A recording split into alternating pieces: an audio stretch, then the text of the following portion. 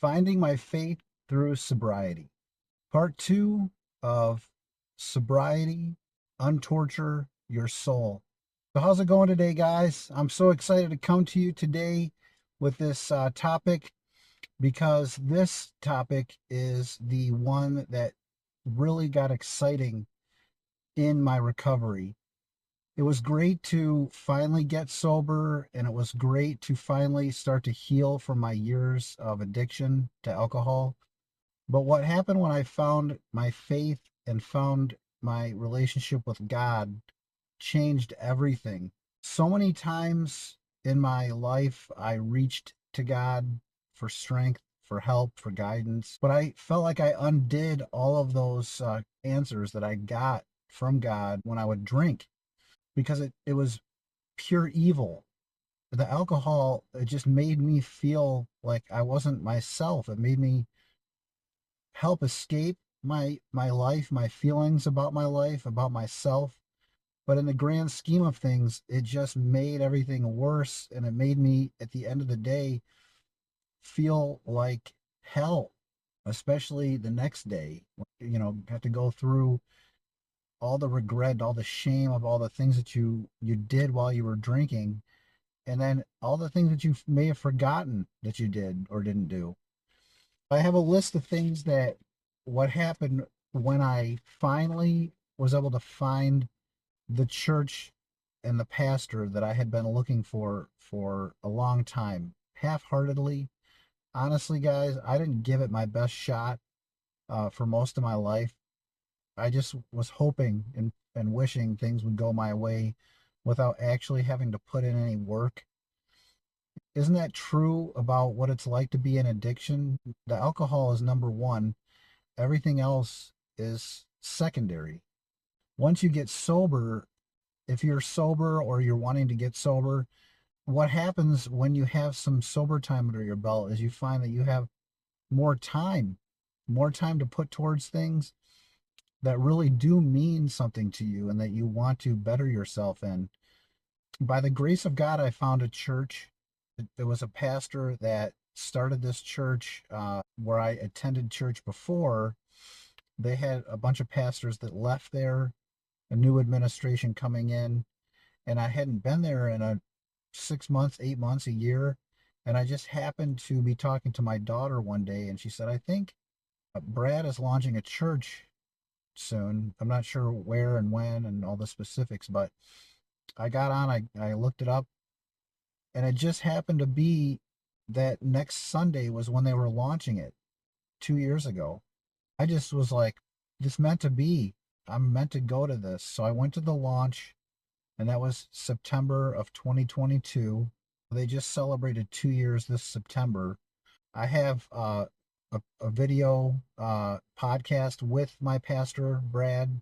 It's in my playlists. If you want to go back and check that out, I'd encourage you to do so because Brad has a lot of knowledge in faith and God and the Word of God, and he is a beacon of light to me to this day.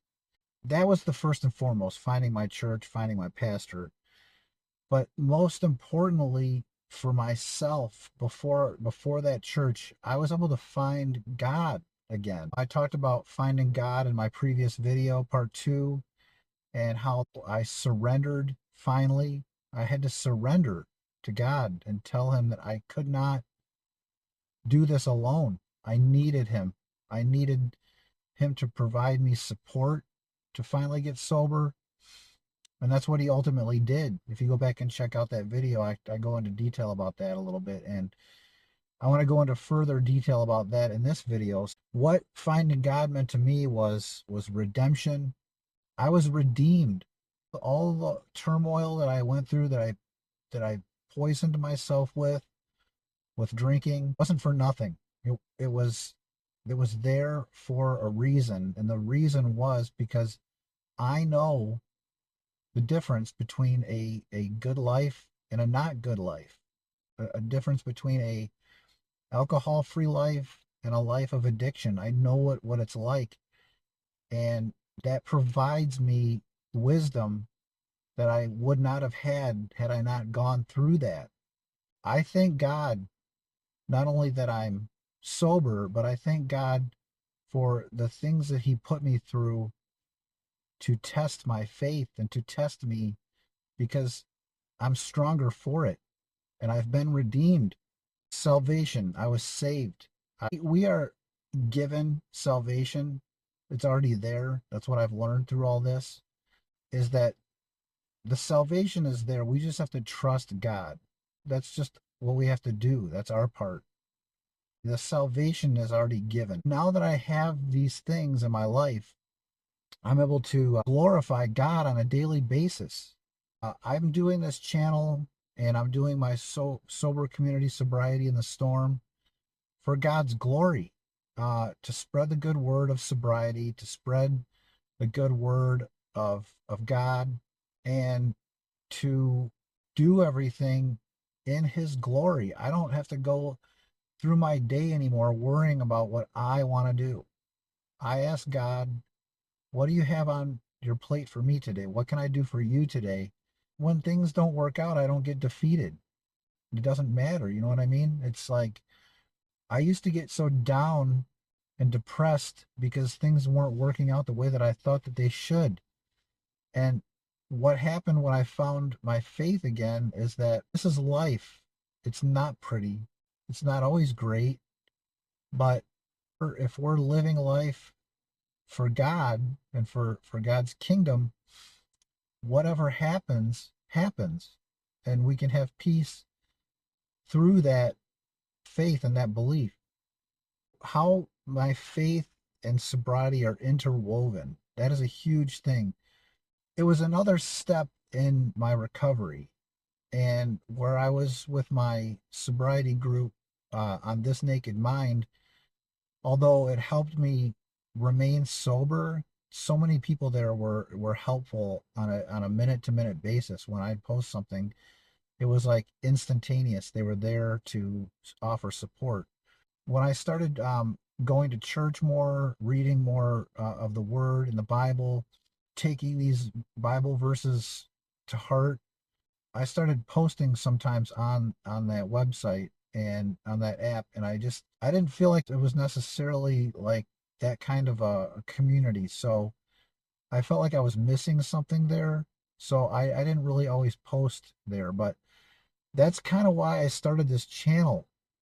I started this channel because I wasn't, I still don't kind of see the connection the way that I view it with how faith and sobriety are together. So I have my view of what that looks like. So instead of relying on others to do it for me, I just decided I'll do it myself and I'll make this unique to my experience and hope and pray that that resonates with you guys. That's why I'm doing this. Another point I wanted to make was stop following the patterns of this world and your old patterns. What does that mean exactly? The patterns that we've created for ourselves are oftentimes the patterns of this world. Like everybody else is doing it, so why don't I do it? I mean, it's normal, it's accepted, so why not just continue doing that? It's working for me. But is it really working? That's the question. Is it really working? I found that the drinking wasn't working for me anymore. And not having anything and anyone to go to in this world didn't seem to be working. Finding that support group and getting sober and finding that therapist and those kinds of things helped me break these patterns because the world falls in line. Our society is just made up of what it's made up of.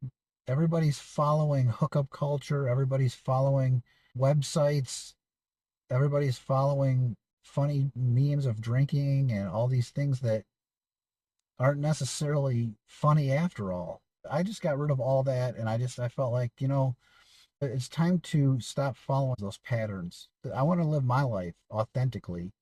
And doing that, it's a better life. Taking the narrow path instead of the wide path. Jesus took a narrow path one that wasn't carved out. And it was a harder path, but it was a righteous path. Oftentimes, the easier path isn't the right path, but we take it because it's easier. Getting sober wasn't easy. Quitting alcohol was not something that was just, it just happened and it was simple and I moved on with my life. I didn't somehow find spontaneous sobriety. Maybe some of you did. Was it as hard as I thought it would be? No. But at the same time, I really had to work at it. And it really didn't start to get exciting for me until 2.5 years into it when I found my church, my pastor, my faith. I started putting everything that I had into God's glory instead of my own or anybody else's. And I think that you can have that too. Wherever you are in your journey, just take solace in the fact that you're here. I've got a group, Sobriety in the Storm. It's on Facebook. It's a private group. So anything that you want to talk about, if you don't want to share here, you can share there, and it doesn't get put on publicly. It's just within that group. So I really want to know your journeys, guys. I want to know more about you, what makes you tick, why you want to grow in your faith, why you want to live a sober life. But more importantly, I just want you to live that life. So if we can offer inspiration or just a helping hand, any kind of guidance that you might be looking for, if we can help you, if I can help you, I'd love to be able to do that. I also put my email address in my description of my page on YouTube. So if you want to reach out to me on that email, feel free. That's what I got for you today, everybody. I hope you have a great sober day. Like and subscribe if you found value in this video. Please support the channel. Have a great sober day. We'll talk to you soon.